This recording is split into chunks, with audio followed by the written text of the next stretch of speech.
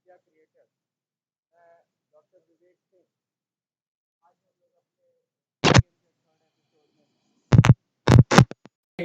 Current through MCQs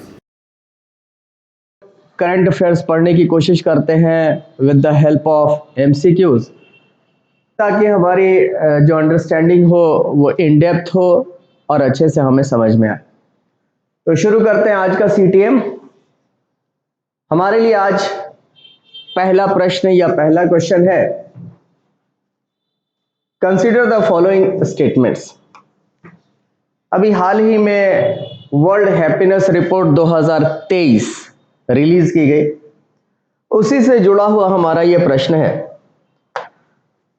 the world happiness report is an annual report produced by the United Nations sustainable development solutions network. ये पहला statement है कि जो विश्व खुशहाली रिपोर्ट या वर्ल्ड हैप्पीनेस रिपोर्ट जो है, ये कौन जारी करता है? संयुक्त राष्ट्र का सतत विकास solutions network. According to recent report, Norway has been crowned as the happiest nation in the world. इसका मतलब इन दो प्रश्नों में पहले में आपसे ये पूछा गया है कि सबसे पहले जहां पे प्रश्न बनाया जा सकता है, क्या ये एनुअल रिपोर्ट है या बाइनियल रिपोर्ट है, ट्राइनियल रिपोर्ट है, हाफ ईयरली रिपोर्ट है? एक तो इस पे शायद कहीं पे आपको फंसाने की कोशिश हो सकती है एनुअल में। और इसके अलावा कौन जारी करता है, जारी करने वाली एजेंसी कौन है, यहां पे आपको फंसाया जा सकता है, ये दो जगह पे। इसके बाद नेक्स्ट स्टेटमेंट में क्या कहा गया है कि नॉर्वे जो है, जिन्होंने भी कल परसों में वर्ल्ड हैप्पीनेस रिपोर्ट देखी होगी वो तुरंत समझ गए होंगे कि नॉर्वे तो शायद बिल्कुल भी नहीं है, बल्कि एक ऐसा देश है जो कि लगातार पिछले 6 सालों से लगातार ही टॉप पे बना हुआ है, और वो देश का नाम भी आप समझ रहे होंगे। तो चलते हैं सबसे पहले इसके एक्सप्लेनेशन पे, और उसके बाद वापस आएंगे ताकि हमें एक बैकग्राउंड पता हो कि वर्ल्ड हैप्पीनेस रिपोर्ट बेसिकली है क्या। देखिए, वर्ल्ड हैप्पीनेस रिपोर्ट जो है एक पब्लिकेशन है। इसके अंदर में क्या होता है? That contains articles and rankings of national happiness based on respondent ratings. यहां पे एक ये इंपॉर्टेंट है, based on respondent ratings of their own lives which the report also correlates with various quality of life factors। अब ये जो world happiness report है, इसको तैयार करने का तरीका क्या है? इसको तैयार करने का तरीका ये है कि अलग अलग नागरिकों से पूछा जाता है, उन्हीं को हम लोग यहाँ पर रिस्पोंडेंट बोल रहे हैं, कि हाँ भाई आप खुश हैं कि नहीं। और विभिन्न तरीके से, ये कोई ज़रूरी नहीं है कि सीधे कोई आपसे पूछना चाहे कि हाँ भाई आप खुश हैं कि नहीं, तो हो सकता है आप उस समय कुछ सही से उत्तर न दे पाए। तो अलग अलग तरीके से कि अच्छा हाँ आपके पास ये है या नहीं, आपको ऐसा लग रहा है कि नहीं, इस तरह से सवालात किए जाते हैं। और उसके बाद उनको कोरिलेट करने की कोशिश की जाती है कि उस देश में क्या कौन कौन सी चीज़ें मौजूद हैं, सुख सुविधाओं की, ये है या नहीं है, ये है या नहीं है। इस तरह से फिर उसको कोरिलेट करके और देखा जाता है, और उसके बाद विभिन्न देशों की एक रैंकिंग तैयार की जाती है। तो इस तरह से वर्ल्ड हैप्पीनेस रिपोर्ट बनाया जाता है। कौन बनाता है? वही United nation sustainable development for the 6th consecutive year. देखिए, लगातार छठे वर्ष जो है Finland was ranked on top. पिछले लगातार 6 वर्षों से फिनलैंड सबसे टॉप पे है, और यह दर्शाता है कि खुशहाल होने के लिए ये कोई ज़रूरी नहीं है कि आपकी प्रति व्यक्ति आय सर्वाधिक हो, क्योंकि फिनलैंड की अगर आप देखिएगा तो फिनलैंड की पर कैपिटा इनकम कोई बहुत ज़्यादा नहीं है, ज़्यादा है लेकिन बहुत कोई ज़्यादा नहीं है कि एकदम डेवलप्ड, वैसे जिस तरह से बहुत ही विकसित देश जो है वैसा नहीं। तो Finland was rank top, followed by, अब इस बार की अगर आप देखें 2023 के रिपोर्ट में, इस वर्ष नंबर 1 पे फिनलैंड है, दूसरे नंबर पे डेनमार्क है, तीसरे नंबर पे आइसलैंड है, चौथे नंबर पे इजराइल है, और 5वें पे नीदरलैंड है। आपको इतना नहीं करना है, आपको जितनी भी रिपोर्ट्स होती हैं सबसे पहले आपको याद करने की जो जरूरत होती है वो यही है कि आप फिनलैंड मतलब या आप टॉप वाले को जाने। अगर किसी की बहुत इच्छा होगी तो वो आपसे सेकंड टॉपर पूछ सकता है, वैसे आमतौर पर टॉप को ही जाने फिनलैंड।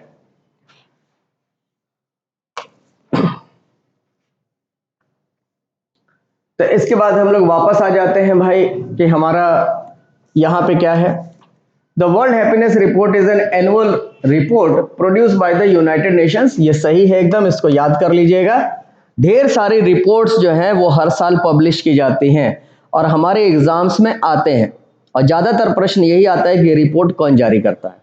तो ये इसमें सबसे ज़्यादा इंपॉर्टेंट है कि वर्ल्ड हैप्पीनेस रिपोर्ट कौन जारी करता है। United Nations sustainable development solution network. इसको खूब अच्छे से याद कर लीजिएगा। अगर कोई क्वेश्चन बनाता है तो सबसे पहले उसके दिमाग में यही आएगा। उसके बाद इस वर्ष 2023 में कौन है? फिनलैंड टॉप पे। चलिए इसके बाद हम लोग आगे बढ़ते हैं अपने अगले प्रश्न पे।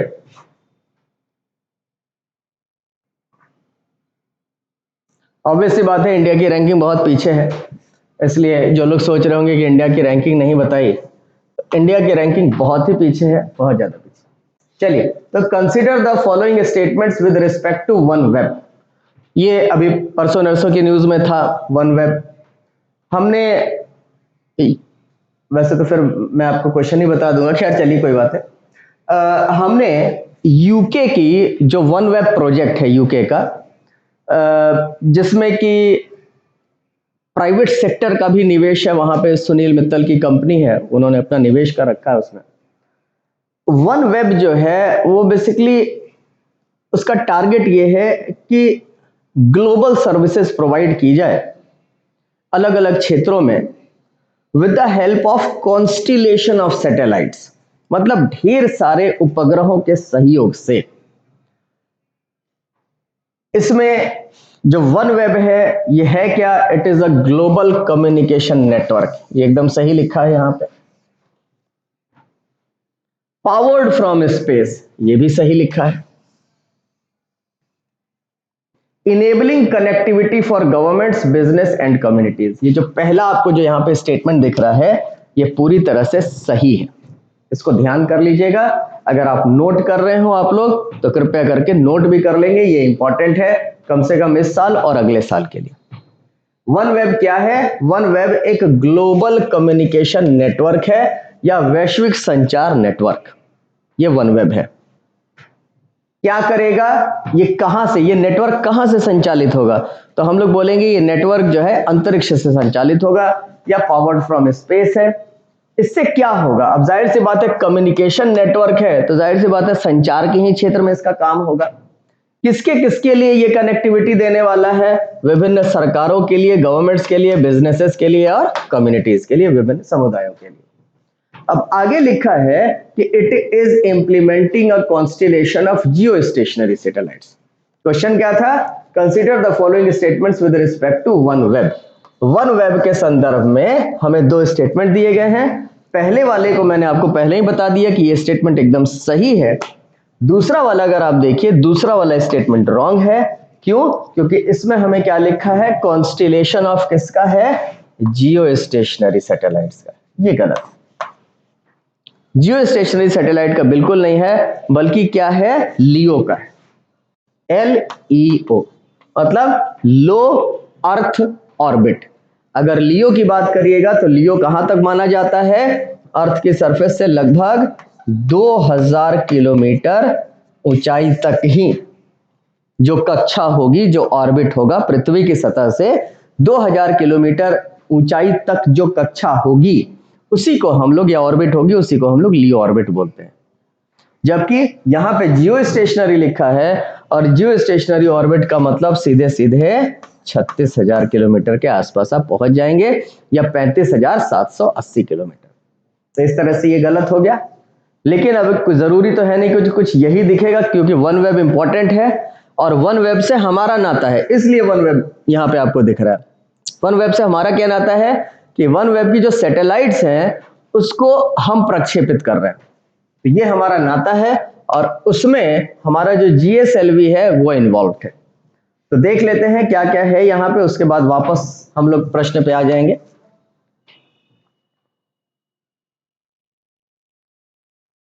देखिए, सबसे पहला तो न्यूज क्या था अभी हाल फिलहाल में, परसों वाला, वो क्या है कि Indian Space Research Organisation heaviest payload rocket, अब तक का जो ऐसा रॉकेट जो कि सबसे ज्यादा पेलोड या सबसे ज्यादा भार ले जा सके, कौन था या कौन है? LVM-3।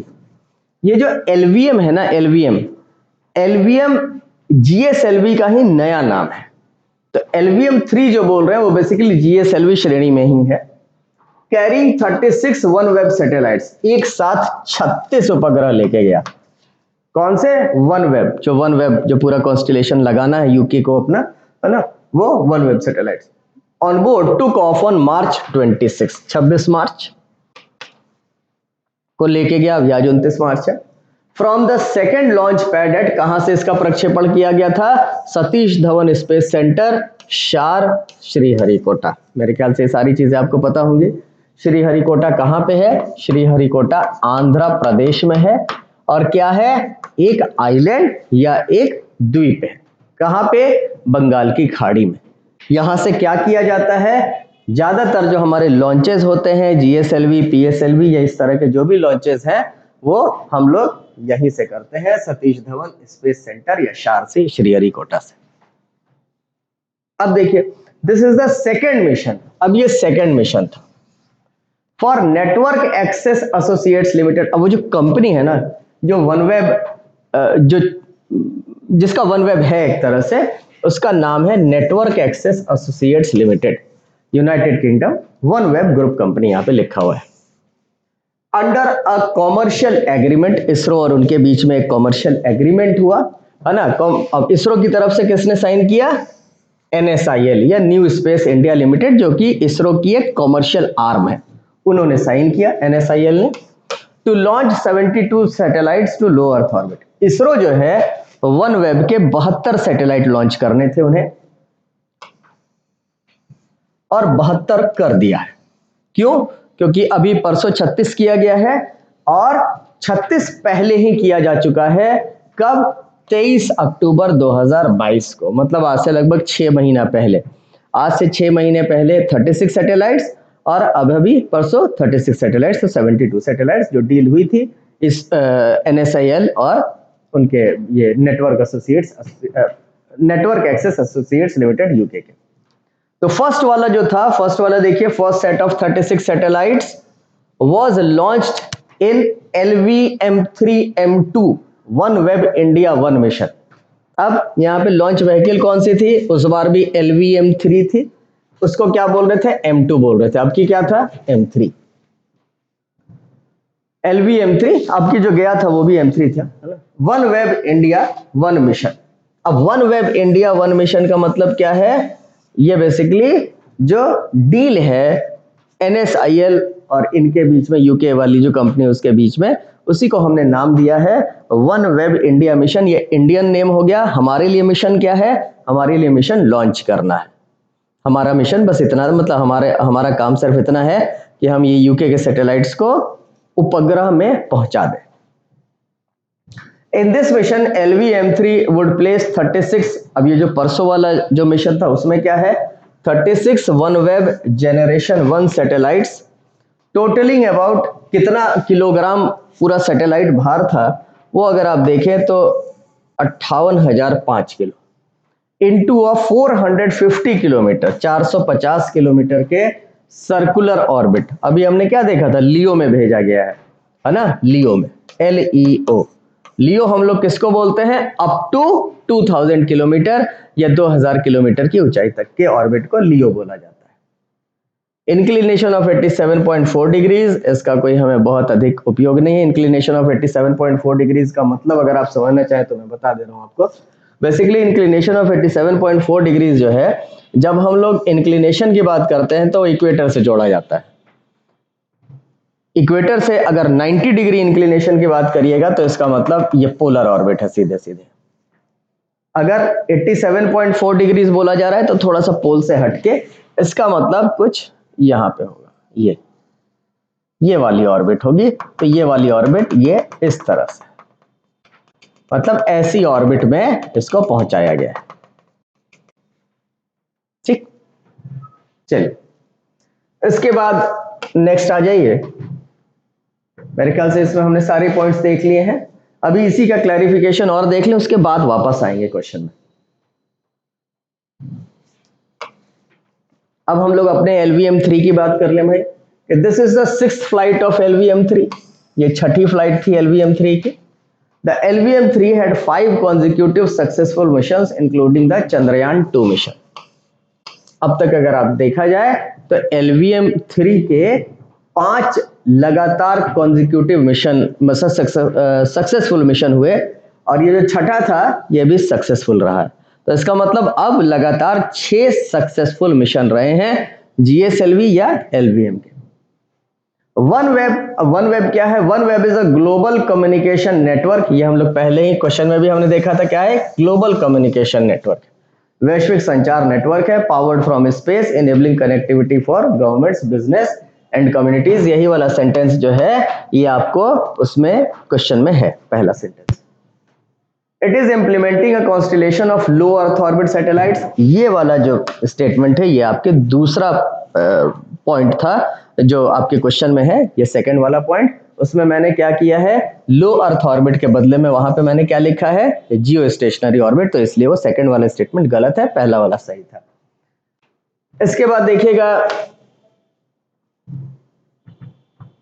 This is OneWeb's 18th launch, it's third this year, bringing the total of OneWeb's constellation to 618 satellite. अब इसमें क्या है कि हमने अभी अक्टूबर में 36 सैटेलाइट लॉन्च किए, और उसके बाद अभी परसों की बात है तो 36 किए, मतलब हमने टोटल 72 किए। दूसरे जो वर्ल्ड में जो दूसरे प्लेयर्स हैं उन लोगों ने बाकी के सैटेलाइट्स लॉन्च किए हैं। और अब अगर आप देखिएगा वन वेब के टोटल सैटेलाइट्स जो कि लियो में पहुंच चुके हैं वो कितने हो गए हैं? 618, जो कि बहुत माना जाएगा। 618 सैटेलाइट्स अब तक वहां पे पहुंचाए जा चुके हैं लियो में। This launch is a major milestone for the company with the number of satellites now in orbit enabling global service, the first LEO operator to reach this milestone। अब 618 सैटेलाइट अब इतने सारे हो गए हैं अलग अलग जगह पे लियो में कि अब ये जो कंपनी है OneWeb, जो OneWeb सेवा है वो अब एक ग्लोबल सर्विस के तौर पे, मतलब पूरे विश्व भर को वो सेवाएं प्रदान कर सकता है संचार से related. The first LEO operator to reach, ये पहला लियो ऑपरेटर है। आमतौर पर इससे पहले जियो ऑपरेटर, जैसे आप जीपीएस की बात करिएगा तो जीपीएस के सारे सैटेलाइट्स कहाँ पे लगाए गए हैं? जियो स्टेशनरी और जियो सिंक्रोनस ऑर्बिट में, मतलब लगभग 35,780 पे। वो भी कम्युनिकेशन में काम आ रहा है। यहाँ पे ये अगर आप देखिएगा तो ये भी कम्युनिकेशन में काम आ रहा है, लेकिन बहुत का डिफरेंस है। वो हमने कहाँ पे लगाया है? वो है जियो सिंक्रोनस या भूतुल्यकालिक कक्षा में, जो कि बहुत ऊंचाई पर है। ये तो एकदम पास में है, लियो में लगा रखा है। अभी हमने देखा 450 किलोमीटर की ऊंचाई पर है, तो बहुत ही पास में है ना?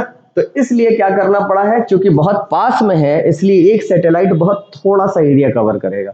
तो ऐसे में हमें क्या करना, हमें सैटेलाइट्स की संख्या बहुत बढ़ानी पड़ेगी ताकि हम लोग पूरे एरिया को कवर कर पाए। तो इस वजह से इतने सारे सैटेलाइट्स की आवश्यकता है, और अब ये ग्लोबल सर्विस दे पाएगा, और OneWeb जो है एक ग्लोबल कम्युनिकेशन सर्विस हो गई।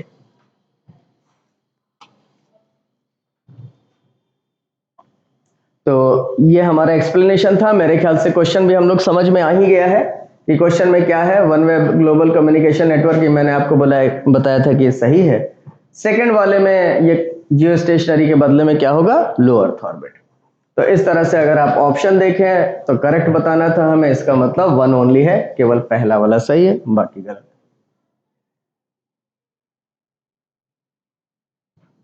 चलिए अब आ जाते हैं हम लोग अपने अगले प्रश्न पे, हमारा क्वेश्चन नंबर 3। क्वेश्चन नंबर 3 में अगर आप देखें, ऑकस के बारे में आपसे क्वेश्चन है। कल परसों लगातार ऑकस की चर्चा चल रही थी। एक ओपन प्रेस कॉन्फ्रेंस था जिसमें कि आपने तस्वीरें भी देखी होंगी न्यूज़पेपर में। जो बाइडन थे एक तरफ, ब्रिटेन के प्राइम मिनिस्टर थे, ऑस्ट्रेलिया के प्राइम मिनिस्टर थे, वही वाला। तो उसी में हिंदू में भी छपा था, इंडियन एक्सप्रेस में भी था। Consider the following statements with respect to AUKUS. अब ऑकस क्या है? It is a trilateral security pact. तो जिन लोगों ने भी कल न्यूज़पेपर देखा था तो ऑब्वियस सी बात है उन्हें ये सही लग रहा होगा कि ये ट्राइलेटरल सिक्योरिटी पैक्ट है, एकदम सही बात है। त्रिपक्षीय सुरक्षा संधि या त्रिपक्षीय सुरक्षा पैक्ट है। किसके किसके बीच में? बिटवीन ऑस्ट्रेलिया, यहां तक तो सही लग रहा है। अब यहां पे जापान लिखा है, क्या जापान है? जापान तो बिल्कुल भी नहीं है। जापान के बदले में हमें क्या लिखना था यहाँ पे? तीसरा क्या लिखा है यहाँ पे? United states. ये सही लग रहा है। इसका मतलब ऑस्ट्रेलिया सही है, यूनाइटेड स्टेट्स सही है, गलत है जापान। जापान के बदले में हमें क्या करना चाहिए था? यहाँ पे हमें यूके लिखना चाहिए, यूनाइटेड किंगडम। अब हो जाएगा हमारा सही। इसका मतलब एक ट्राइलेटरल सिक्योरिटी पैक्ट है, किसके किसके बीच में? ऑस्ट्रेलिया के बीच में, यूके के बीच में, जापान नहीं, ऑस्ट्रेलिया के बीच में, यूके के बीच में और यूनाइटेड स्टेट्स के बीच में। ये तीन पक्ष हैं, इसमें तीन देश शामिल है इस ऑकस संधि में। अब इसमें है क्या? Under the pact the US and Japan will assist Australia in acquiring advanced diesel powered submarines. अब इसमें ये बोला गया। अब इस सेंटेंस में अगर आप देखें तो दो गलतियां हैं। पहली गलती क्या है? जो अभी हमने देखा कि जापान के बदले में यहाँ पे यूके होना चाहिए था, एक गलती हो गई। दूसरी गलती क्या है? इसमें लिखा है will assist Australia. Assist Australia एकदम सही है। इन एक्वायरिंग, ये भी सही है, लेकिन क्या चीज एक्वायर करना है ये गलत है। यहां पे लिखा है एडवांस्ड डीजल, नहीं, डीजल वाले नहीं, बल्कि कैसे? Nuclear powered.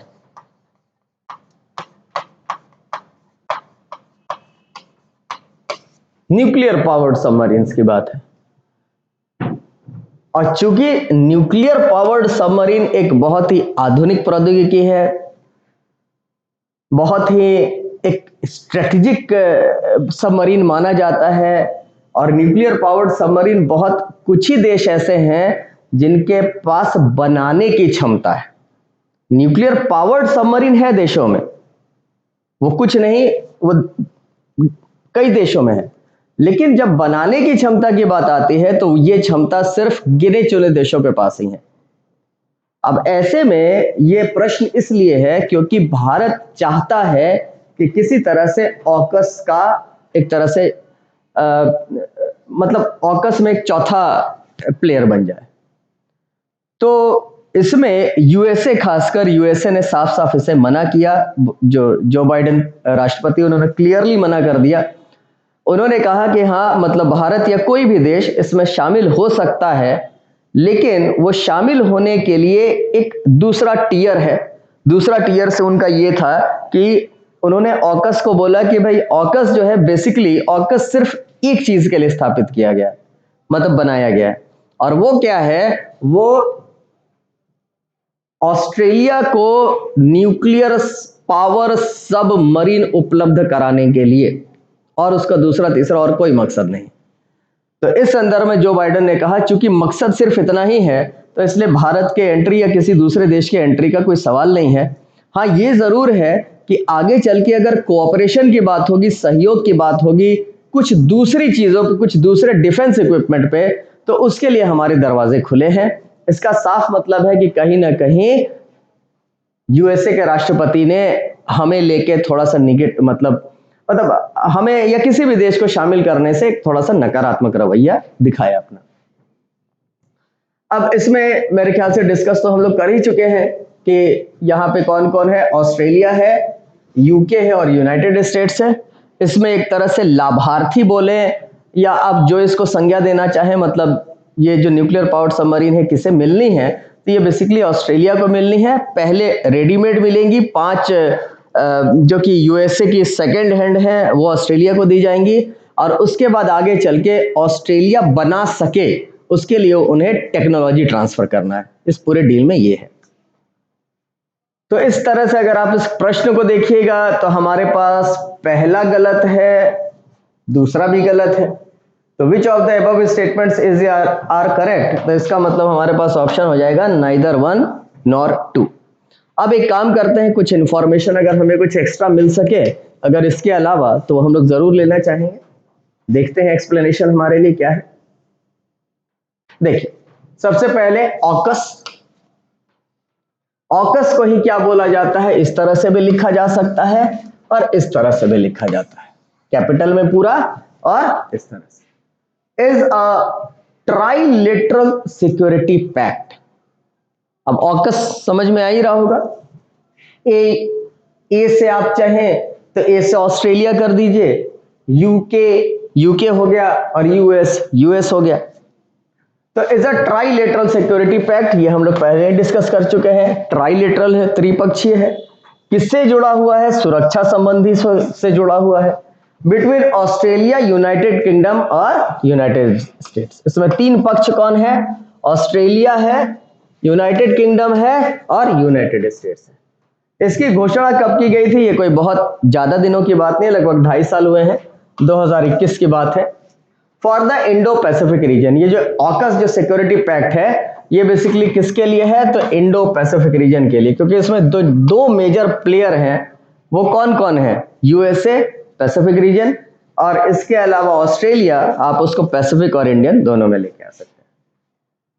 Under the pact the US and the UK will assist Australia in acquiring nuclear powered submarine. जैसा कि अभी हमने डिस्कस किया था कि इस पैक्ट में यूएसए और यूके जो हैं वो क्या करने वाले हैं, वो ऑस्ट्रेलिया की मदद करने वाले हैं, ऑस्ट्रेलिया को असिस्ट करने वाले हैं।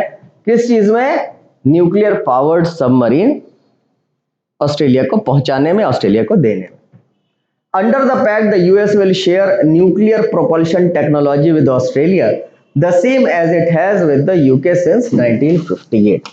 जैसा कि मैंने अभी आपको बताया, इस डील में पहले क्या होगा, इस डील में पहले यूएसए जो है अपनी 5 सेकेंड हैंड न्यूक्लियर सबमरीन पहले ऑस्ट्रेलिया को रेडीमेड देगा। उसके बाद आगे चल के इस प्रकार की जो टेक्नोलॉजी ट्रांसफर होनी है, काहे की, न्यूक्लियर प्रोपल्शन टेक्नोलॉजी ट्रांसफर, ये की जाएगी ताकि आगे चल के ऑस्ट्रेलिया में ही इस प्रकार की न्यूक्लियर सबमरीन बनाई जा सके। तो ये है, ऐसा पहले से ही मतलब इस तरह की संधि जो है वो यूएसए ने पहले से ही कर रखी है, किसके साथ, यूके के साथ। और वो संधि कब की गई थी, 1958 में। और वैसे भी हम लोग जानते भी हैं कि यूएसए के अगर परम मित्रों में अगर आप देखा जाए तो यूएसए के परम मित्रों में यूके, इजराइल, कनाडा, इन लोगों का नाम शामिल है। और यूएसए जो है बहुत सारी चीजें जो है इनके साथ साझा करता है, बहुत सारी चीजें।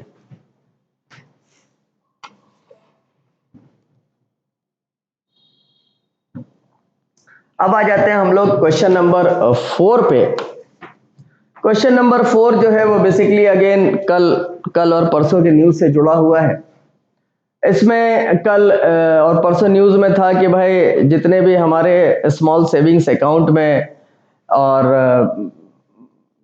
जो वो है ईपीएफ और इसके अलावा Sukanya Samriddhi account, sorry small savings ने, ईपीएफ और सुकन्या समृद्धि अकाउंट, इस तरह के जो भी निवेश वाले जो निवेश किए जाते हैं उसमें सरकार ने किसी भी तरह से इंटरेस्ट बढ़ाने से इनकार किया है। काफी सालों से उसमें इंटरेस्ट नहीं बढ़ाया गया है, तो इसी को लेके वो चीजें पेपर में छपी थी।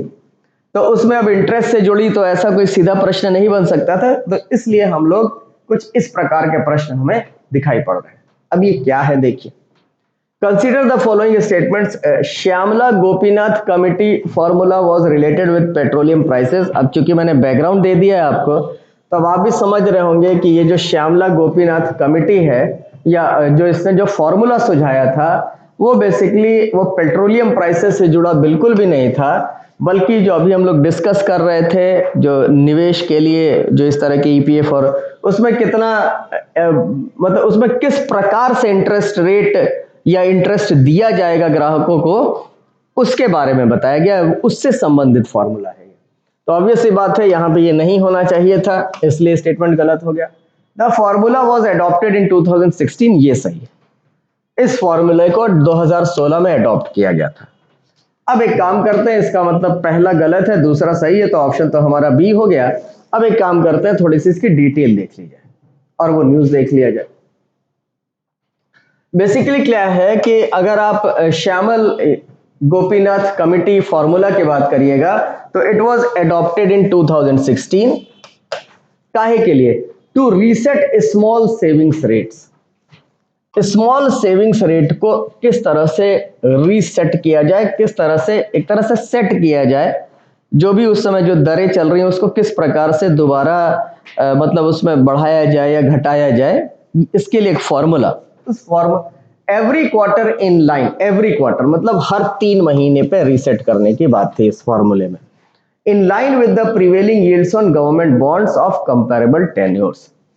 अब इसमें क्या है, अब मान लीजिए जितने भी स्मॉल सेविंग्स जो स्कीम्स हैं, स्मॉल सेविंग्स या लघु बचत योजना जितनी भी हैं, अब उसमें क्या है कि जो भी उसमें आपको लाभ हो रहा है, तो वो कितना लाभ हो रहा है उसकी तुलना की जाएगी किससे, तो उसकी तुलना की जाएगी यील्ड से। किसकी यील्ड से? गवर्नमेंट के बॉन्ड्स। जो सरकारी जो बॉन्ड्स होते हैं, सरकारी बॉन्ड्स खरीदने से आपको जितना लाभ हो रहा है उसी के करीबन करीबन कंपैरेटिव, लगभग लगभग मतलब उसी जितना सरकार के बॉन्ड से जितना आपको लाभ हो रहा है करीब करीब उसी के समतुल्य आपको इसके स्मॉल सेविंग्स में जो आपको लाभ होना है उसको रखना था। ऐसा बताया गया था किसके द्वारा? श्यामल गुप्ता कमेटी फॉर्मूला में, जो कि 2016 में सरकार ने अडॉप्ट किया। यहां पे चूंकि कल न्यूज में सुकन्या समृद्धि योजना या अकाउंट की भी बात थी, इसलिए मैंने आपके लिए यहाँ पे एडिशनल एक इंफॉर्मेशन दे रखा है, ये जरूर देख लीजिएगा। सुकन्या समृद्धि अकाउंट जो है इट वाज लॉन्च्ड इन जनवरी 2015, ये भी इसी में आता है स्मॉल सेविंग्स अकाउंट में।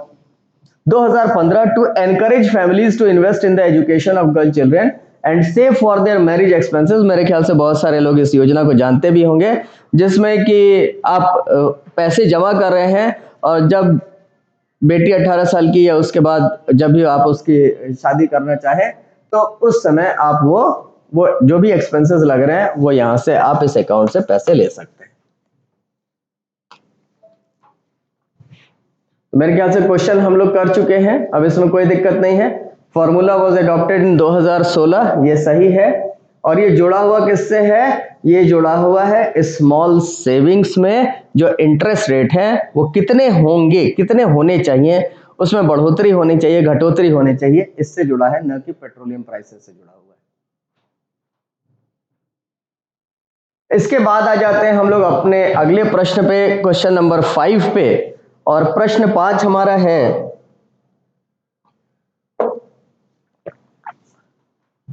With reference to sea slugs. अभी 2-3 दिन पहले की ही बात है। With reference to sea slugs एक स्टडी हुई थी, उसी के संदर्भ में ये प्रश्न है। Consider the following statements. It is a common name for some marine invertebrates which occur, are यहाँ पे नल करें, which occur कर दीजिएगा, which occur in seas worldwide and are found at virtually all depths. इसके अलावा they are usually found in coral reefs and their presence is a significant indicator of a dying coral ecosystem. अब अगर आप यहां पे ये देखें तो यहां पे ये जो सी स्लग है, बेसिकली जब भी आप स्लग बोलते हैं तो स्लग एक प्रकार के गैस्ट्रोपोड मोलस्क होते हैं। गैस्ट्रोपोड मोलस्क अगर आप नहीं समझ रहे हैं तो मोलस्क तो समझ रहे होंगे, मोलस्क एक फाइलम है एनिमल किंगडम में। एक ऐसे, अगर केवल अभी अगर स्लग की बात करें, अभी सी की नहीं, केवल स्लग की, तो ऐसे मोलस्क जिनके ऊपर स्केलेटन नहीं पाया जाता है, नहीं पाया जा रहा है, उन्हें हम लोग स्लग बोलते हैं। आमतौर पे स्लग जो है वो टेरेस्ट्रियल होते हैं, मतलब लैंड पे पाए जाते हैं, लेकिन कई बार कुछ ऐसे स्लग्स होते हैं जो कि हमारे समुद्र में पाए जाते हैं, तो उन्हीं को हम लोग सी स्लग के नाम से जानते हैं। अब चूंकि सी स्लग है तो जाहिर सी बात है समुद्री हो गया, मरीन हो गया। और जब हम लोग मोलस्का की बात कर रहे हैं, मोलस्का फाइलम की, तो ऑब्वियस सी बात है ये किस में आता है? इनवर्टिब्रेट में आता है। तो जाहिर सी बात है ये क्या होगा? It is a marine invertebrate. Marine invertebrate है, नो डाउट, ठीक। तो it is a common name for some marine invertebrates which occur in seas world wide and are found at virtually all depths. इसके बाद second देखिएगा, they are usually found in coral reefs and their presence is a significant indicator of a dying coral system. ये एकदम सही है। आमतौर पे जहां पे कोरल रीफ पाए जाते हैं वहां पे वही जो रीफ स्ट्रक्चर होता है वहीं पे ये भी पाए जाते हैं। तो इसका मतलब अगर इनकी संख्या कम हो रही है तो कहीं ना कहीं कोरल रीफ भी खत्म हो रहे हैं या कम हो रहे हैं। अब कुछ एक्सप्लेनेशन जो बाकी जो पॉइंट्स हैं वो देख लीजिए। क्यों न्यूज में था, सबसे पहले तो वो देखिएगा। A citizen science project documented unique sea slugs from Visakhapatnam coast. कुछ सी स्लग्स उन्हें मिले, यूनिक सी स्लग्स, कहां से? विशाखापट्टनम के तट से। तो इसीलिए ये फिर न्यूज में आया और आपके सामने। अब यहां पे क्या है, एक साइंटिफिक उनका नेम लिखा हुआ है, nudibranchs. Nudibranchs are often casually called sea slugs. अब मुझे नहीं लगता है कि न्यूडीब्रैंक आपके लिए कोई बहुत ज्यादा इंपॉर्टेंट शब्द है, इसको आप छोड़ भी सकते हैं, ऐसा इतना टेक्निकल हमारे एग्जाम में नहीं आता है। Nudibranchs are often casually called sea slugs. Nudibranchs occur in seas world wide. समुद्रों में पाए जाते हैं व्यापक स्तर पे पूरे विश्व में। रेंजिंग फ्रॉम द आर्कटिक में मिल रहा है, थ्रू टेम्परेट में, ट्रॉपिकल में, to the southern ocean around Antarctica. इसका मतलब आप देखें नॉर्थ से लेकर साउथ तक पूरे हर जगह मिल रहे हैं। They are almost entirely restricted to salt water. इनके साथ क्या है कि मरीन है तो जाहिर सी बात है salt water. Although a few species are known to inhabit lower salinities in brackish water। अब ब्रैकिश वाटर क्या है हमें बहुत अच्छे से पता है। ब्रैकिश वाटर से हम लोग समझेंगे कि ऐसा जल, ऐसा पानी जो कि न तो पूरी तरह से फ्रेश वाटर होता है, मतलब न उसे आप मीठा जल बोल सकते हैं, और न पूरी तरह से मरीन होता है या समुद्री होता है।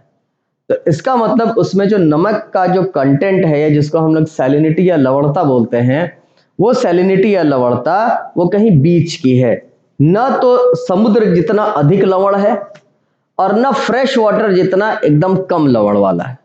तो आमतौर पे ब्रैकिश वाटर के लिए बोला जाता है कि ब्रैकिश वाटर फ्रेश वाटर से अधिक लवणता और करीब करीब लगभग 23-24 तक की अगर लवणता है तो उसको हम लोग 23-24 मतलब 23-24 पीपीटी, अगर इतनी तक की लवणता है तो उसको हम लोग ब्रैकिश वाटर बोलते हैं। ब्रैकिश वाटर को ही कई बार सलाइन वाटर बोल दिया जाता है या खारा जल बोल दिया जाता है। तो मीठा जल, उससे नमक ज्यादा हुआ तो खारा जल, उससे भी नमक ज्यादा हुआ तो समुद्री जल। Fresh water, then brackish water, then marine water. तो कई बार क्या होता है कि कुछ ऐसी प्रजातियां भी इनकी पाई गई हैं सी स्लग की, जो कि आपको पूरी तरह से मरीन वाटर ना होके ब्रैकिश वाटर में मिली हैं। तो nudibranchs live at virtually all depths. हर डेप्थ पे, हर गहराई पे मिल रही हैं समुद्रों में। Virtually all depths from the intertidal zone to depths well over 700 metre. Sea slugs are found in places with abundant prey bases which may vary from sponges, hydroids and algae। आमतौर पे ये जो सी स्लग जो खाते हैं ये ज्यादातर वहीं पे मिलेंगे जहां पे इनका जो भोजन जहां पे उपलब्ध हो। तो इनके भोजन जहां पे उपलब्ध होते हैं जैसे कि स्पॉन्जेस हैं, हाइड्रोइड्स हैं, एल्गी हैं, वहीं पे ज्यादातर पाए जाते हैं। The nudibranchs are usually found in coral reefs. आमतौर पे वही जो अभी हमें क्वेश्चन में दिया गया था, आमतौर पे आप देखिए कि जहां भी कोरल रीफ इकोसिस्टम होगा, जहां पे प्रवाल भित्ति पारितंत्र मौजूद होता है, वहां पे ज्यादातर ये मिलते हैं आपको। वहां पे क्यों मिलते हैं? क्योंकि प्रवाल भित्ति जो है क्या करती है, उसका जो स्केलेटन है वो क्या करता है, एक नेचुरल एनवायरनमेंट, एक नेचुरल हैबिटाट उपलब्ध करवाता है दूसरी स्पीशीज को। और यही चीज अगर आपको याद हो, हमने कल जो CTM2 था उसमें हमने देखा था एक प्रश्न जिसमें कि हमने देखा था कि कोरल रीफ जो है, कोरल रीफ वो लगभग जितनी भी हमारी समुद्री प्रजातियां हैं, जितनी भी मरीन स्पीशीज हैं, उसके 25%, उनके 25% को हैबिटाट उपलब्ध करवाती हैं, जो कि एक बहुत बड़ा आंकड़ा है। तो देखिए the nudibranchs are usually found in coral reefs and their presence is a significant indicator of a strong coral reef ecosystem। इसका मतलब अगर न्यूडीब्रांक मिल रहे हैं, मतलब सी स्लग अगर मिल रहा है कहीं पे किसी जगह पे, तो आप ये मान के चल सकते हैं कि यहाँ पे जो कोरल रीफ हैं या प्रवाल भित्तियां हैं वो भी हेल्दी कंडीशन में है, वो भी स्वस्थ कंडीशन में है। They mainly feed on algae and are usually seen in large numbers where there is an algal bloom। जहां पे भी एल्गल ब्लूम होता है, जहां पे बहुतायत में एल्गी पाई जा रही है, अक्सर वहां पे हमें इस प्रकार के सी स्लग जो है वो दिखाई पड़ जाते हैं, वो मिल जाते हैं। कहां पे? जहां पे एल्गी बहुतायत में हो। हालांकि इनके खुराक में, फूड में अगर आप देखें तो एल्गी के साथ साथ क्या था, स्पॉन्जेस भी थे कई के सारे और हाइड्रॉइड्स भी थे। तो अब हमें मेरे ख्याल से क्वेश्चन में वापस आने की जरूरत तो नहीं है, वैसे देख लिया जाए। हमने क्या देखा था सी स्लग के बारे में? It is a common name for some marine invertebrates, यहां तक सही लग रहा है। Which occur in seas world wide, ये भी सही लग रहा है। And are found at virtually all depths, ये भी सही लग रहा है, हमने देखा ऊपर से नीचे तक। तो इसका मतलब ये स्टेटमेंट पूरी तरह से सही था हमारे लिए। They are usually found in coral reefs and their presence is a significant indicator of a dying coral ecosystem, ये भी हमारे लिए सही है। तो इस तरह से हमारे पास दोनों स्टेटमेंट सही। चलिए आगे बढ़ा जाए। अब अगले प्रश्न पे, क्वेश्चन नंबर 6 पे आ जाते हैं। प्रश्न 6 पर, प्रश्न 6 में हमसे क्या कहा गया है? कंसीडर द फॉलोइंग स्टेटमेंट्स, निम्नलिखित कथनों पर विचार करें। उसमें क्या है देखिए, सबसे पहला है a certain provision of the constitution allows members of parliament sentenced to imprisonment for at least 2 years to be disqualified। अब इसमें एक तरह से सांकेतिक भाषा का प्रयोग किया गया है और उसमें यह कहा गया है कि हमारे संविधान में कोई ऐसा प्रावधान है संविधान में जो कि क्या करता है, उन सांसदों को या उन पार्लियामेंटेरियंस को डिस्क्वालीफाई करने की बात करता है जो कि किसी भी तरह से 2 साल या 2 साल से अधिक की सजा पाए हों कोर्ट के द्वारा। दूसरा क्या है? अ certain provision of the constitution confers on the president the power to decide on the disqualification of sitting members of the parliament। अब उसी तरह से एक और हमारे पास एक और स्टेटमेंट है, उसमें कहा गया है कि उसी तरह से संविधान का एक और ऐसा प्रावधान है जिसमें कि राष्ट्रपति को यह शक्ति दी गई है कि वो डिसाइड करे किसी भी सांसद के बारे में, किसी भी parliamentarian MP member of parliament के बारे में कि वो डिस्क्वालीफाई होंगे कि नहीं होंगे या संसद के लिए अयोग्य घोषित होंगे कि नहीं। इसके बाद तीसरा देखिएगा, अ certain provision of the constitution prescribes for disqualification of members of parliament if he or she is convicted for promoting enmity between two groups and holding an office of profit। तीसरा स्टेटमेंट हमसे यह कहा गया है कि इसी तरह से एक और प्रावधान है संविधान का जिसमें यह बताया गया है कि किसी भी सांसद को अयोग्य घोषित किया जा सकता है या डिस्क्वालीफाई घोषित किया जा सकता है अगर वह क्या करे, अगर वो 2 समूहों में वैमनस्य बढ़ाने का प्रयास करें और उसके लिए वह दोषी करार दिया गया हो, कन्विक्टेड लिखा है, और नहीं तो उसे क्या दोषी पाया गया हो कि उसने कोई ना कोई लाभ का पद या ऑफिस ऑफ प्रॉफिट ग्रहण किया था या किया है। अब ये 3 स्टेटमेंट हैं, अगर आप ध्यान से देखें ये बेसिकली तीनों हमारे कॉन्स्टिट्यूशन के अलग अलग प्रावधान हैं। कैसे कैसे है वो देख लीजिए। इसके अलावा रिप्रेजेंटेशन ऑफ पीपुल एक्ट भी है, देखिएगा एक एक करके।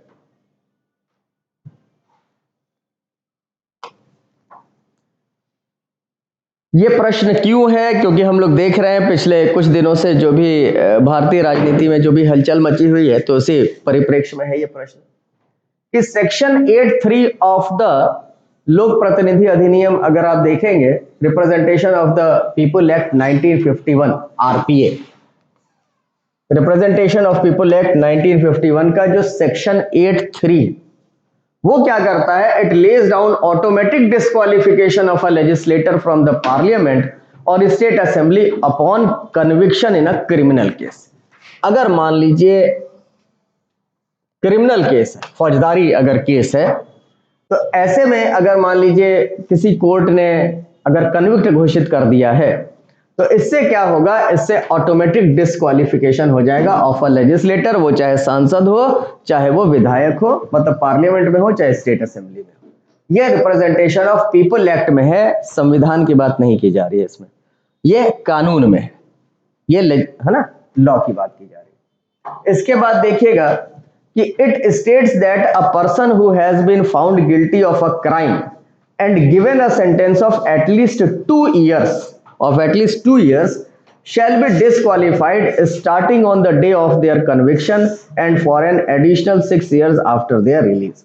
इसके अलावा आरपीए की ही बात करें तो उसमें क्या लिखा गया है कि कोई भी ऐसा मतलब व्यक्ति जो कि गिल्टी पाया गया हो किसका, क्राइम का, कोई भी ऐसा क्राइम जिसमें कि उसे कम से कम एटलीस्ट 2 साल की सजा दी गई, उसे क्या घोषित किया जाएगा, उसे डिस्क्वालीफाइड घोषित किया जाएगा।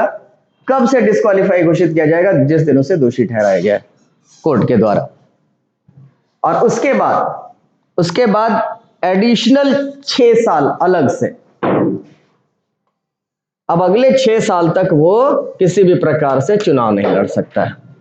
तो कुल टोटल अगर आप देखें 6 साल आगे चुनाव नहीं लड़ेगा, 2 साल के लिए अभी बाहर कर दिया गया, तो 2 + 6 8 साल हो गया।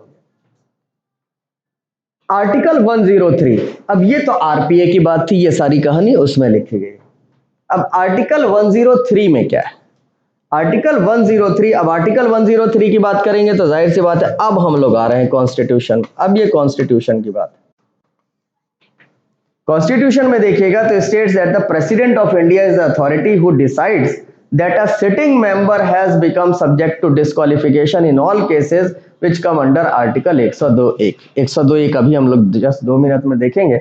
अभी यहाँ पे हमें ये समझ लेने की जरूरत है कि जो आर्टिकल 103 है, अनुच्छेद 103, वो क्या बताता है, वो राष्ट्रपति को शक्ति देता है कि किसी भी संसद सदस्य को अयोग्य घोषित ठहरा दे।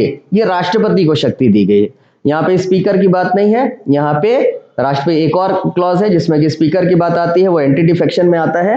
यहाँ पे अभी हम लोग किसकी बात कर रहे हैं, यहाँ पे एंटी डिफेक्शन के अलावा, अगर एंटी डिफेक्शन के अलावा अगर कोई भी ऐसी कंडीशन है जिसमें एमपी को डिस्क्वालीफाई करना है, तो वो किस में आ जा रहा है, वो राष्ट्रपति की बात में आ जा रहा है।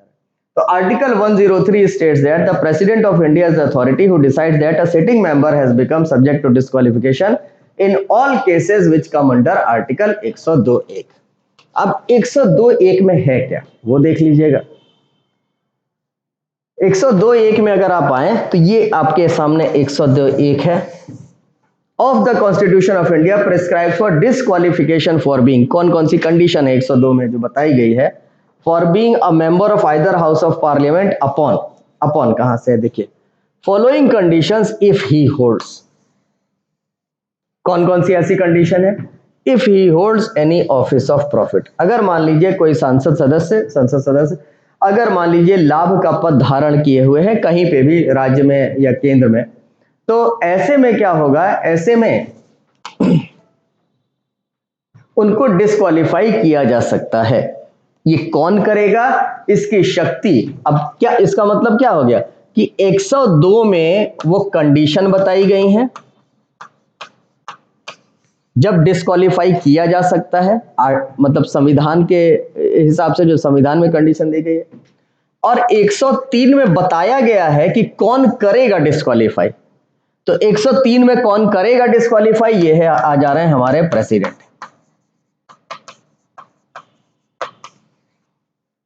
ठीक, तो 102 में डिस्क्वालिफिकेशन की बात की जा रही है, और वो डिस्क्वालिफिकेशन कौन सा है, वो है आपका क्या है, मैं upon following if he holds any office of profit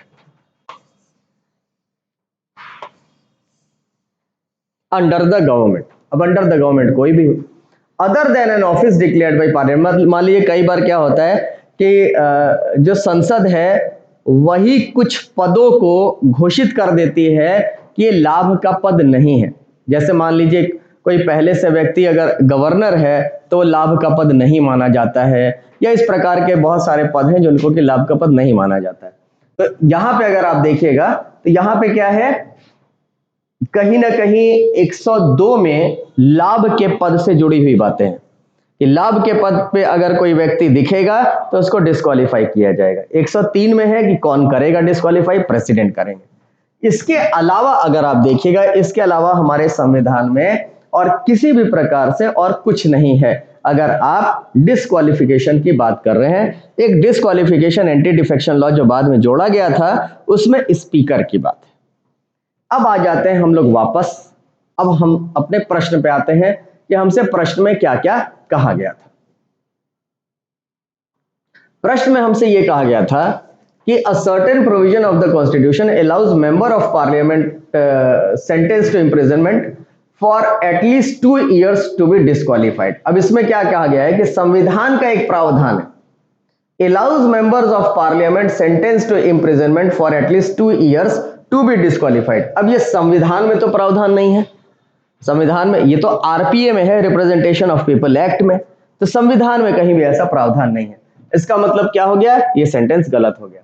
इसके बाद देखिए, a certain provision of the Constitution confers on the President the power to disqualify the power to decide on the qualification of sitting members of the Parliament. तो ये जरूर सही है, और ये किसकी बात की जा रही है यहाँ पे, पावर ऑफ पार्लियामेंट की, प्रेसिडेंट की, ये तो इसका मतलब हम लोग कौन से आर्टिकल की बात कर रहे हैं, हम लोग बात कर रहे हैं 103 में, जिसमें कि प्रेसिडेंट को ये शक्ति दी गई है।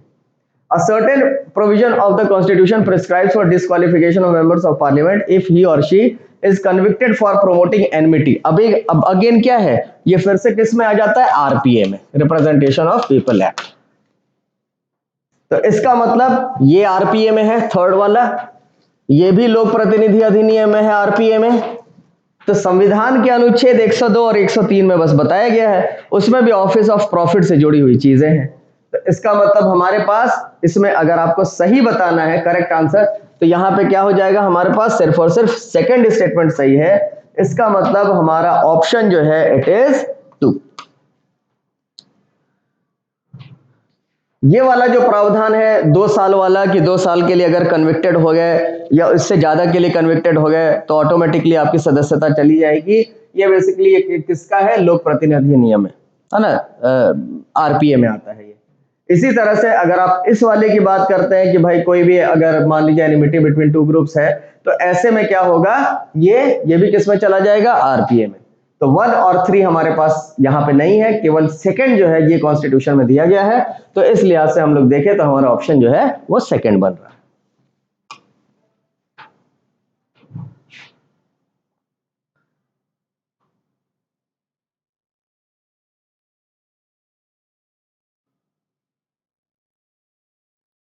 मेरे ख्याल से ये वाला पॉइंट भी हमने शायद अच्छा ये पॉइंट हमारा छूट गया, ये डिस्कस नहीं किया हमने शायद इन दोनों पॉइंट्स को, वही मैं देख रहा था। The disqualification is triggered for conviction under certain offences listed in section 8(1) of RPA 1951।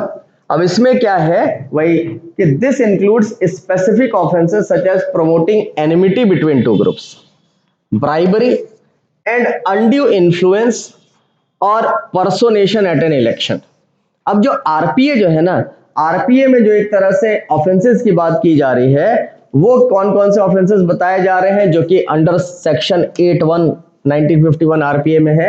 वो क्या क्या है, ब्राइबरी, घूस लेन देन, एनिमिटी बिटवीन 2 ग्रुप्स, 2 समूहों के बीच में वैमनस्य स्थापित या बढ़ाने की बात है, अनड्यू इन्फ्लुएंस, जबरन प्रभावित करना या किसी तरह से इलेक्शन को प्रभावित करना, ये सारे के सारे उसमें आते हैं। तो ये जो डिस्क्वालिफिकेशन है ये इसके अंडर में, ये कॉन्स्टिट्यूशन में नहीं। चलिए इसके बाद आ जाते हैं, अब हमारे सारे पॉइंट्स हो गए, अब आते हैं हम लोग अगले प्रश्न पे, क्वेश्चन नंबर 7 पे। क्वेश्चन नंबर 7 में हमसे कहा गया है which among the following statements with respect to UAPA is not correct. UAPA के संदर्भ में कौन सा इसमें सही नहीं, ये बताना है। अब पहला है both Indian and foreign nationals can be charged. इसका मतलब है कि यूएपीए के अंडर में भारतीय एवं विदेशी दोनों नागरिकों को यूएपीए के तहत मतलब गिरफ्तारी हो सकती है या उन पे मतलब दोषारोपण किया जा सकता है। दूसरा स्टेटमेंट है, it is applicable even if the offence is committed outside India. अगर मान लीजिए भारत के खिलाफ अगर कुछ ऐसा किया जा रहा है और वो देश के बाहर भी किया जा रहा है तो भी यूएपीए जो है उसके अंदर में गिरफ्तारी की जा सकती है। अच्छा, तीसरा देखिए, union government may designate an individual और an organisation as a terrorist organisation, कि जो केंद्र सरकार है वो आमतौर पे किसी समूह को, किसी संगठन को या किसी व्यक्ति को एक आतंकवादी संगठन या आतंकवादी घोषित कर सकती है, ये यूनियन गवर्नमेंट कर सकती है। इसके बाद नीचे लिखा है all the above statements are correct. तो आप समझ भी रहे होंगे, अगर आप इसमें देखिए तो इसमें ये चारों स्टेटमेंट्स मतलब इसमें ये तीनों स्टेटमेंट सही हैं। इस तरह से अगर आप देखें तो ऑप्शन हमारा ये फोर्थ बनता है। अब इसमें अगर आप देखें अनलॉफुल एक्टिविटीज प्रिवेंशन एक्ट में, इसमें वही चीजें हैं कि वो चाहे हमारे यहाँ के लोग हों चाहे विदेशों से आए हुए यहाँ पे हों, अगर वो कुछ अनलॉफुल एक्टिविटीज कर रहे हैं तो क्या होगा, उन पे यूएपीए लगाया जा सकता है। ये नहीं कि सिर्फ भारतीय नागरिकों पे ही लगेगा। इसके अलावा अगर मान लीजिए अगर कोई भारतीय नागरिक बाहर जाके इस तरह से अगर कुछ कर रहा है या बाहर इस तरह की कोई कार्रवाई की जा रही है तो वहां पे भी हम लोग यूएपीए का प्रयोग कर सकते हैं। इसके अलावा यूनियन गवर्नमेंट में डेजिग्नेट एन इंडिविजुअल और एन ऑर्गेनाइजेशन, आमतौर पे आतंकवादी संगठन या आतंकवादी किसी व्यक्ति को घोषित करने का काम जो है वो कौन करता है, केंद्र सरकार या संघीय सरकार। चलिए आगे बढ़ते हैं अपने अगले प्रश्न पे, और अपना अगला प्रश्न है हमारे पास, कंसीडर द फॉलोइंग स्टेटमेंट्स।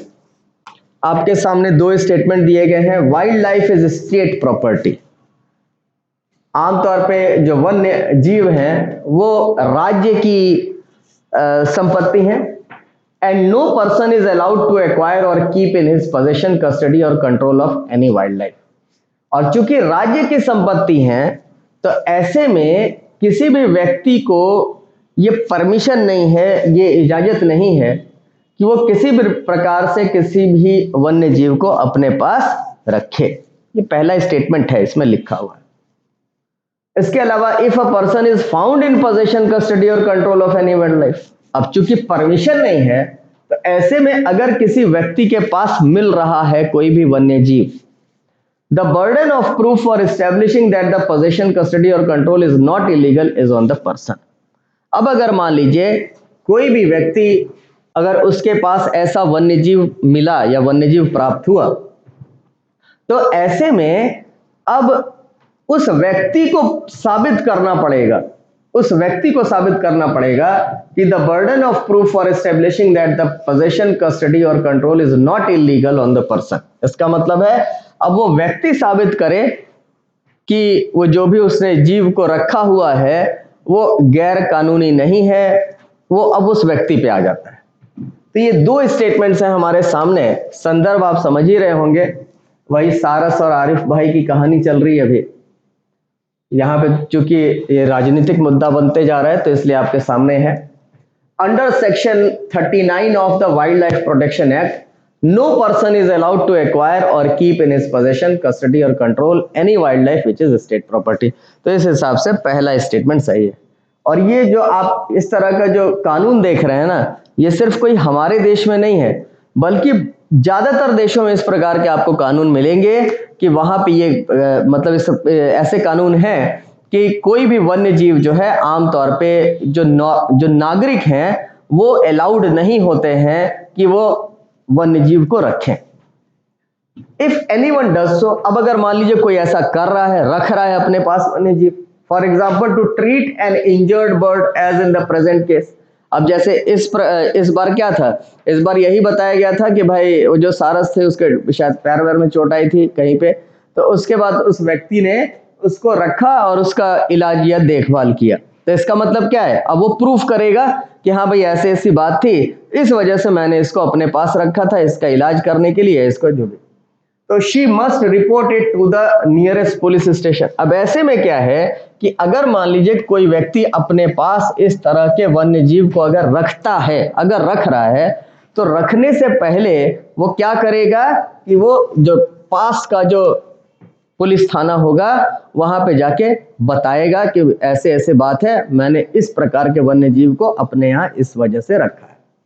और the authorised officer within 48 hours of obtaining such position, और ऐसा उसको कितना टाइम दिया गया है, 2 दिन या 48 घंटे के भीतर भीतर उसे बता देना है कि मैंने इस प्रकार के वन्य जीव को अपने पास रखा हुआ है। फर्दर अंडर सेक्शन 57, ये तो आपका सेक्शन 39, आप लोगों को सेक्शन याद करने की बिल्कुल भी जरूरत नहीं है ना, ये सबसे कोई लेना देना नहीं है। आपको सिर्फ इतना पता होना चाहिए कि वाइल्ड लाइफ प्रोटेक्शन एक्ट के तहत ये सब बातें बताई गई हैं, बस और कुछ नहीं। आपसे कोई सेक्शन, ये हम लोग को यहाँ पे कानून की पढ़ाई नहीं कर रहे हैं। फर्दर अंडर सेक्शन 57, अब फिर से यहाँ पे सेक्शन 57 से हमारा कोई मतलब नहीं है, सिर्फ आप इतना याद रखें कि WPA में और क्या बात कही गई है कि if a person is found in possession, custody और control of any wildlife, the burden of proof for establishing that the possession, custody और control is not illegal is on the person. अब अगर मान लीजिए उसने ऐसा नहीं किया, 48 घंटे के अंदर अंदर उसने अगर निकटवर्ती जो उसके थाना है उसमें वहां पे उसने नहीं बताया कि मैंने एक वन्य जीव को रखा हुआ है, भले ही जिस वजह से भी रखा हो, उसका इलाज करने के लिए रखा हो या जो भी कारण रखा, जो जिस कारणवश, तो ऐसे में अब क्या होगा, ऐसे में अब अगर भविष्य में चल के अगर ऐसा होता है कि पकड़ा जाता है वो आदमी या पता चलता है कि उसने एक किसी वन्यजीव को अपने पास रखा हुआ है, तो अब उस आदमी की जिम्मेदारी होगी कि अब वो साबित करे कि उसने क्यों उस वन्यजीव को रखा है, किन कारणों से रखा है और उसने क्यों नहीं निकट के थाने में अब उसकी बात बताई। तो ये पूरा का पूरा इस एक्ट में है। इसका साफ मतलब है कि आगे से अगर आप किसी वन्य जीव को रखें तो 10 बार सोच के रखिएगा, और अगर रखना भी पड़े तो सबसे पहला काम आपको क्या करना है, निकट के थाने में 2 दिन के अंदर अंदर 48 आवर्स के अंदर अंदर आपको वहां पे जरूर जानकारी दे देनी है कि मैंने फलाने वन्य जीव को अपने पास में रखा है। उसके बाद अगर वहां से आपको इजाजत मिलती है तो फिर आप आगे जो भी आप करना चाहें वो कर सकते हैं।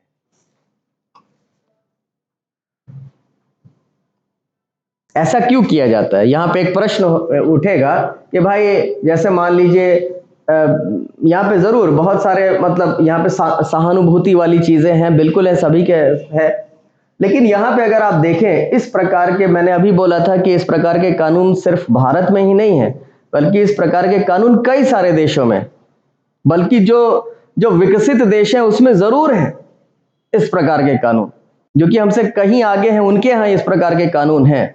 तो इस प्रकार के कानून की क्या आवश्यकता है, बेसिकली इस प्रकार के कानून की आवश्यकता इन्हीं वन्य जीवों के लिए ही है, क्योंकि कई बार क्या होता है कि वन्य जीव जो है उनका हैबिटेट या उनका आवास जो है वो अलग होता है, और मानवीय बस्तियां जो हैं वहां पे बहुत सारी ऐसी चीजें होती हैं जो कि उन जिनसे कभी उनका नाता ही नहीं रहा है वन्य जीवों का।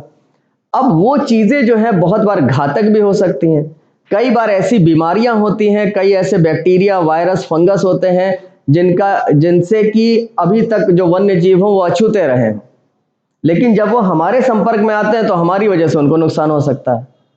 तो इन सबको बचाने के लिए ये एक तरह से उन्हीं के प्रोटेक्शन की बात है, ये इस प्रकार के कानून जो है ज्यादातर देश में बनाए जाते हैं। इसके बाद नेक्स्ट आते हैं अगला, ये पिछले 3-4 दिनों से लगातार न्यूज में चल रहा था, मैंने कल भी सोचा था इसको देने के लिए, लेकिन चलिए आज। Consider the following statements regarding वैदिक हेरिटेज पोर्टल। बेसिकली एक वैदिक हेरिटेज नाम की एक पोर्टल लॉन्च की गई है। पोर्टल मेरे ख्याल से आप लोग समझ भी रहे होंगे, पोर्टल एक तरह से एक आप समझ सकते हैं कि एक ऐसी पेरेंट वेबसाइट जिससे कि आपको उसमें जाने के बाद आपको ढेर सारे लिंक्स मिले, वहां से आप इधर जा सकते हैं, मतलब ढेर सारी दूसरी वेबसाइट्स पे आप वहां से जा सकते हैं। तो मतलब एक तरह से वेबसाइट्स का समूह बोल सकते हैं, वही हमारे लिए पोर्टल हो गया, कलेक्शन हो गया। तो एक वैदिक हेरिटेज पोर्टल की शुरुआत की गई है। अब आपसे यही बोला गया है कि भाई एक तो बोला गया है किसने बनाया है या किसने शुरुआत की है इसकी, और उसके अलावा ये है क्या चीज। तो it is a digital repository of Vedic heritage of India in form of information about oral traditions, textual traditions. तो हमें क्या करना है, यहाँ पे हम लोग सबसे पहला काम ये करने वाले हैं कि हम लोग वैदिक पोर्टल के बारे में देख लेते हैं कि है क्या चीज। अगर आप इसको देखें तो ये पोर्टल जो है ये बेसिकली किसने क्रिएट किया है। सबसे पहले तो क्रिएट किसने, बनाया किसने है, तो created by Indira Gandhi National Centre for arts, या जिसे हम लोग IGNCA के नाम से जानते हैं, Indira Gandhi National Centre for arts. इन्होंने ये पोर्टल बनाया है। कहां पे, न्यू दिल्ली में बनाया है। तो खैर पोर्टल है तो न्यू मतलब सॉरी, ये IGNCA कहां पे है, न्यू दिल्ली में, Indira Gandhi National Centre for arts. इस एजेंसी ने इस पोर्टल का निर्माण किया।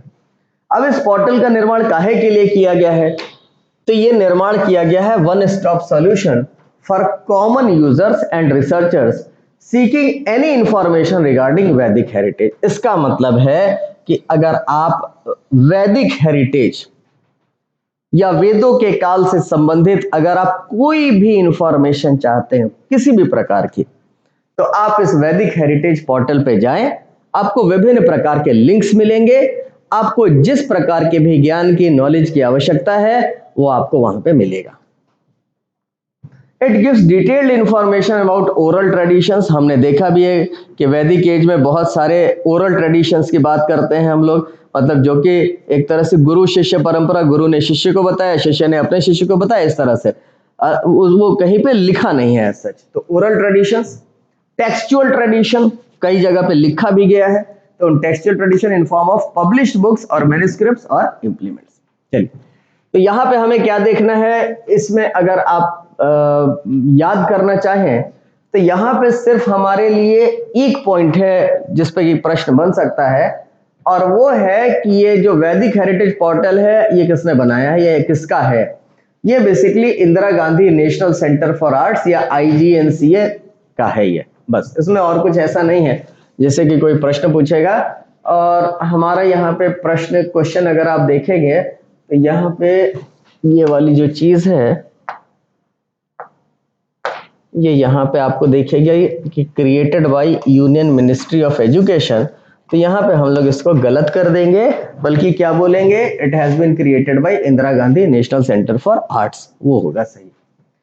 बाकी जो पहला वाला था, it is a digital repository of Vedic heritage of India in form of information about, ये तो सब सही लग रहा है हमें। इसका मतलब पहला स्टेटमेंट जो है वो पूरी तरह से सही है, दूसरा गलत है। तो ऑप्शन हमारा क्या बन गया, ऑप्शन हमारा बना, करेक्ट बताना है हमें, 1 ओनली। चलिए, इसके बाद अब आ जाते हैं हम लोग, अब आ जाइए अपने लास्ट प्रश्न पे, क्वेश्चन नंबर 10 पे। अभी हाल ही में साइट्स भी न्यूज में था, तो साइट्स को लेके एक प्रश्न है।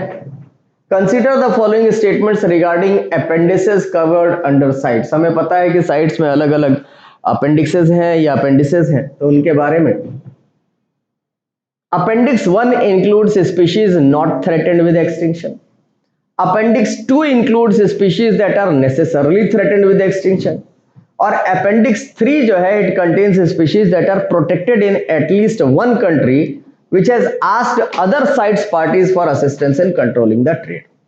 तो बहुत सारे बच्चे ऐसे होंगे जो कि नए होंगे, तो एक काम करते हैं, सबसे पहले साइट्स के बारे में आप डिटेल में पढ़ लीजिए, देख लीजिए, उसके बाद हम लोग वापस इस प्रश्न पे आएंगे, वो कहीं ज्यादा हमारे लिए बेहतर होगा।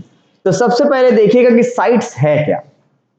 साइट्स एक अंतरराष्ट्रीय समझौता है, इंटरनेशनल एग्रीमेंट है।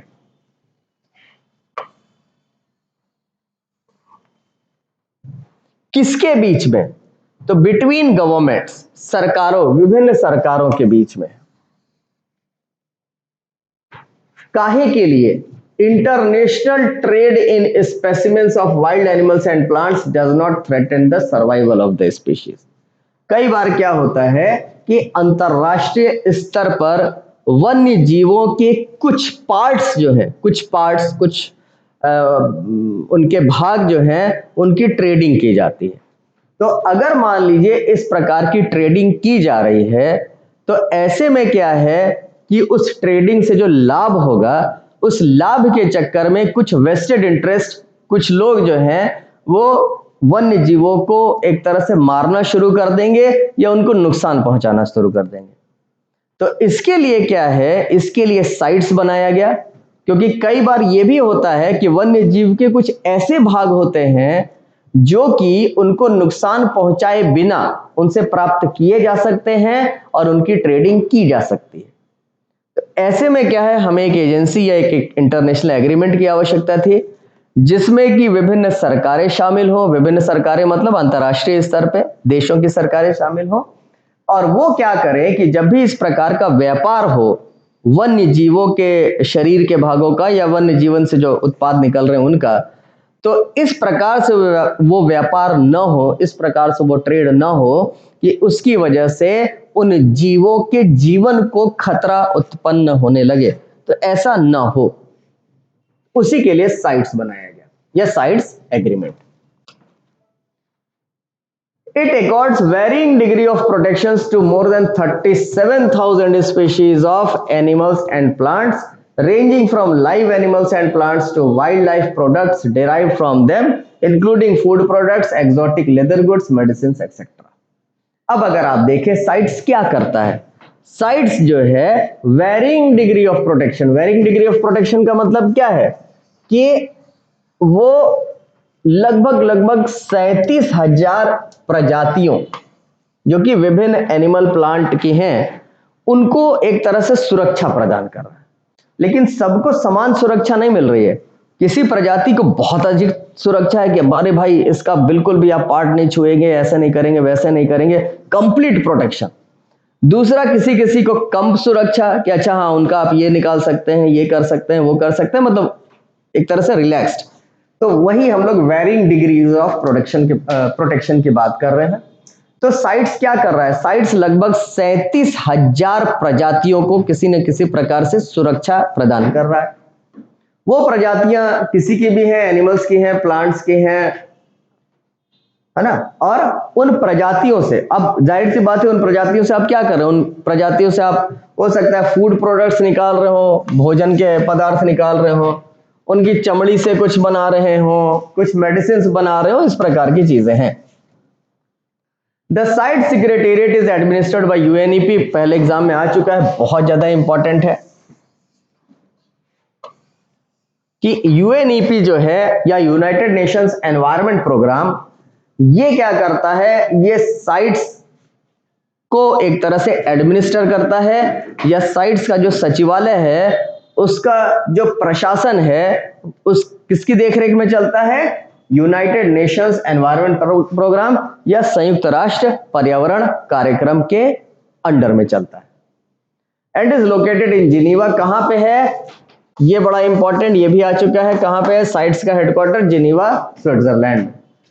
The COP to CITES, conference of the parties to CITES, conference of the parties to CITES मतलब क्या होंगे, सीओपी कौन होगा, जो भी देश इस साइट्स समझौते में शामिल होंगे वो सारे के सारे सीओपी में आ जाएंगे या conference of the parties to CITES में आ जाएंगे। Is the supreme consensus based decision making body of the convention and comprises all its parties. आमतौर पे जो सीओपी है यही एक तरह से साइट्स में जो भी अगर आपको कुछ डिसीजन लेना हो तो यही लेती है, मतलब जो भी देश है कॉन्फ्रेंस ऑफ द पार्टीज। इसके बाद देखिएगा, उसी को हम लोग अभी आगे और कंटिन्यू करेंगे। इसमें अगर आप देखें और कुछ points, the species covered under CITES are listed in 3 appendices according to the degree of protection they need. आमतौर पे साइट्स में 3 अपेंडिसेस बनाए गए, 3 सूचियां समझ लीजिए या 3 अनुसूचियां समझ लीजिए, उससे कोई फर्क नहीं पड़ेगा, ठीक। वो जो 3 जो एक तरह से 3 जो शेड्यूल्स बनाए गए हैं या 3 जो अपेंडिसेस बनाई गई हैं उसमें अलग अलग प्रोटेक्शन दिया गया, किसी में बहुत ज्यादा दिया गया, किसी में कम, किसी में और कम। तो अपेंडिक्स 1 कौन से, अपेंडिक्स 1 में उन जीवों को शामिल किया गया है जिन्हें बहुत अधिक सुरक्षा की आवश्यकता है। क्यों, क्योंकि वो लगभग ऐसा माना जा रहा है कि उन्हें वो सुरक्षा प्रदान नहीं की गई, तो आगे चल के वो विलुप्त हो जाएंगे, एक्सटिंक्शन हो जाएगा। तो अपेंडिक्स 1 जो है ये किससे जुड़ा हुआ है? It includes species threatened with extinction, ऐसी प्रजातियां जो कि भविष्य में चल के विलुप्त हो सकती हैं, ऐसी संभावना है। Trade in specimens of these species is permitted rarely. अब अगर इन स्पीशीज, इन प्रजातियों के अगर किसी पार्ट का आपको ट्रेड करना है तो ये आमतौर पे परमिटेड नहीं है, बहुत यदा कदा ही आपको परमिशन मिलेगी, इसीलिए क्या लिखा है? Permitted rarely.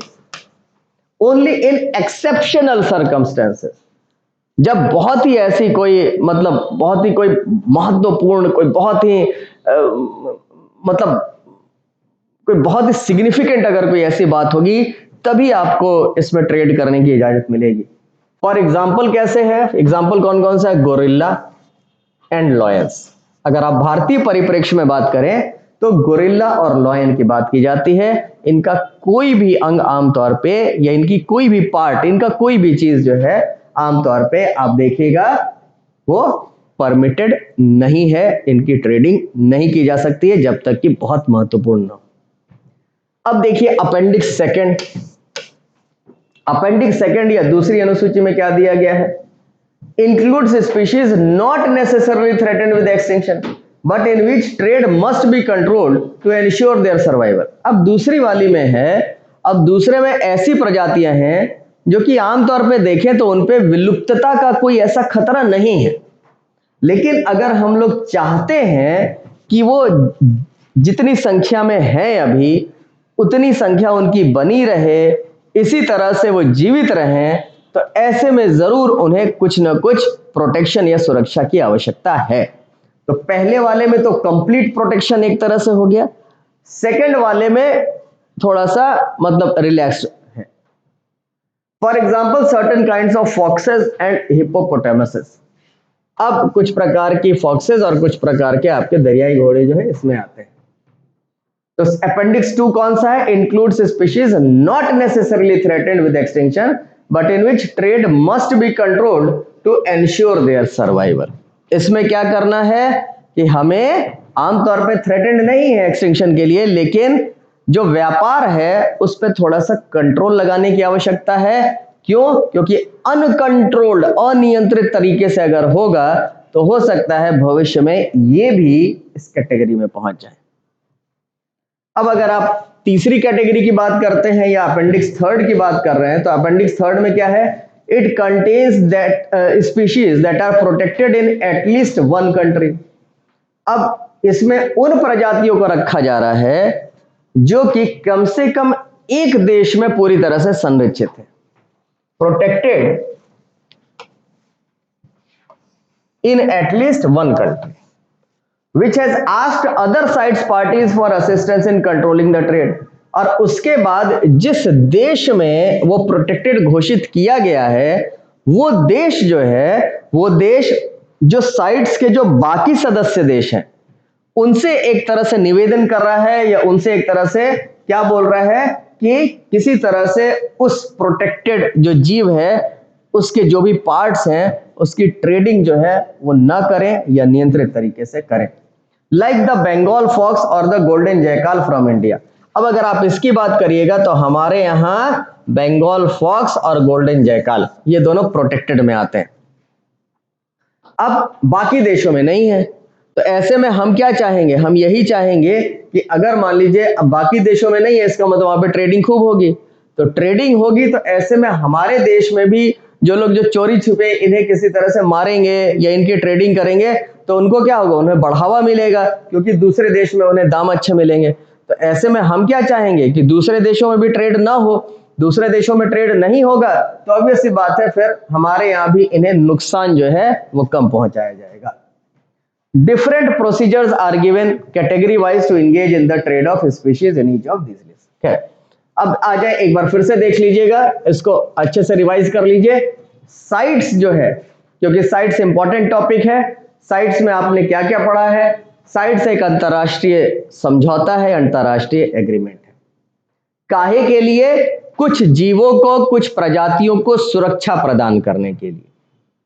चूंकि एक अंतरराष्ट्रीय समझौता है तो इसमें सरकारें शामिल हैं, कौन सी? तो राष्ट्रीय सरकारें शामिल है। साइट्स जो है ये किसके द्वारा इसका प्रशासन देखा जाता है? यूनाइटेड नेशन एनवायरनमेंट प्रोग्राम के द्वारा या संयुक्त राष्ट्र पर्यावरण कार्यक्रम के द्वारा। और इस कारण से इसका हेडक्वार्टर कहां पे है? जिनीवा, स्विट्जरलैंड में। इसके बाद अगर आप देखें, साइट्स में 3 प्रकार की अपेंडिसेस हैं या 3 प्रकार की सूचियां हैं। जो सूची पहली है, सूची प्रथम या अपेंडिक्स 1, इसमें जिन जीवों को शामिल किया गया है उन जीवों पे करीब करीब व्यापार करना उनके किसी भी भाग में वो प्रतिबंधित है, जब तक कि बहुत अधिक जरूरी ना हो, जो कि रेयर कंडीशन है। दूसरे में, दूसरी अनुसूची में आमतौर पे ऐसे जीवों को शामिल किया गया है जिसमें कि व्यापार करना, उनका व्यापार करना प्रतिबंधित नहीं है, बल्कि किया जा सकता है, लेकिन नियंत्रित तरीके से, मतलब एक लगाम लगा के किया जाए, एकदम अनकंट्रोल्ड मैनर में ना किया जाए। अगर अनियंत्रित तरीके से व्यापार होगा तो क्या होगा? उनकी संख्या भी कम होने लगेगी और एक दिन वो कैटेगरी 1 लायक हो जाएंगे या शेड्यूल 1 लायक हो जाएंगे। शेड्यूल 3 या अपेंडिक्स 3 में क्या है? अपेंडिक्स 3 में कुछ ऐसे संरक्षित जीवों की बात की गई है, कुछ ऐसे प्रोटेक्टेड जीवों की बात की गई है जो कि किसी एक देश में या एक से अधिक देशों में संरक्षित अवस्था में है, और उसके बाद वो देश दूसरे देशों से, दूसरे देश कौन? जो कि साइट्स में जो दूसरे देश हैं उनसे एक तरह से आग्रह करता है कि भाई हमारे यहाँ ये संरक्षित कैटेगरी में है, कृपया करके इनके जो बॉडी पार्ट्स हैं या इनके में कोई भी किसी भी प्रकार का ट्रेड ना करें, क्योंकि अगर आप ट्रेड करिएगा तो हमारे यहाँ जो प्रोटेक्टेड स्थिति में है उन पे भी कहीं ना कहीं उनको नुकसान पहुंचने की संभावना होगी। तो ये हमारे साइट्स के 3 अपेंडिक्स थे। अब इतना हमें बहुत अच्छे से पता हो गया है। अब हम लोग एक काम करते हैं, अब हम लोग जरूर इस अवस्था में आ गए हैं कि हम लोग अब जो क्वेश्चन नंबर 10 था उसको अब हम लोग देखें कि हमसे क्या पूछा गया था। खासकर जो भी नए लोग हैं, जो लोग अभी अभी फॉलो कर रहे हैं करंट अफेयर्स, उनके लिए जरूर आपको पता होना चाहिए था कि साइट्स क्या है, तो इसलिए हमने पहले साइट्स देख लिया। Consider the following statements regarding appendices covered under sites. पहला है appendix 1 includes species not threatened with extinction. अभी हमने देखा अनुसूची में तो सबसे वैसी अनुसूची है जिसमें कि केवल वही जीव शामिल किए गए हैं जो कि लगभग एक्सटिंक्शन की कगार पे हैं। तो इसका मतलब क्या हो गया? ये स्टेटमेंट हो गया गलत।